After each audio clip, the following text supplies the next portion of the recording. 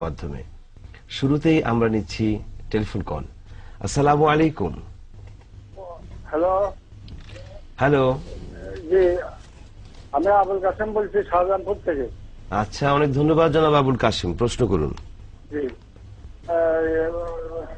জামাতে নামাজে ইমামের পিছনে সূরা ফাতিহা পড়তে হবে কিনা? আচ্ছা, আর কোনো প্রশ্ন?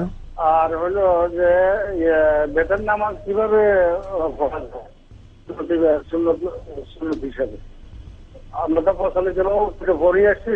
জি জি, অনেক ধন্যবাদ জনাব আবুল কাসেম। আমরা উত্তরটি জেনে নিচ্ছি প্রফেসর ইব্রাহিম। আলহামদুলিল্লাহ ওয়াসসালাতু ওয়াসসালামু আলা রাসূলিল্লাহ ওয়া বা'দ।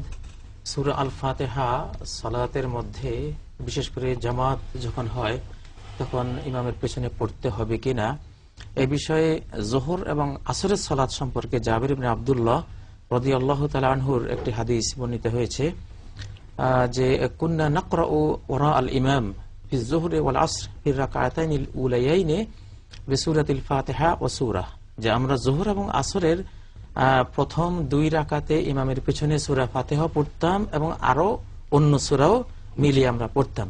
অফিল উখরায়াইনি বিসূরাতিল ফাতিহা, আর শেষ দুই রাকাতে শুধু সূরা আল ফাতিহা পড়তাম। আর মাগরিব, এশা বা ফজর এই তিন সালাতের মধ্যে যখন ইমাম জোরে কেরাত পড়েন তখন কি সূরা ফাতিহা পড়তে হবে? যদিও এখানে দুটো মত আছে, যে ওলামাদের অনেকে বলেছেন পড়তে হবে না।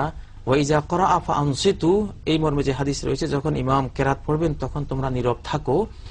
এই হাদিসকে কেন্দ্র করে মুসলিম জাহানের অসংখ্য ওলামারা বলেছেন যে এই সময় জোরে কেরাতের রাকাতগুলিতে মুক্তাদিদের এটা পড়তে হবে না, সূরা ফাতিহা বা অন্য কোনো সূরা পড়তে হবে না। তবে ইকরা বিহা বিনাফসিকা, মনে মনে কল্পনার কথা হানাফি উলামায়ে কেরাম বলেছেন, এটা হলো একটা মত।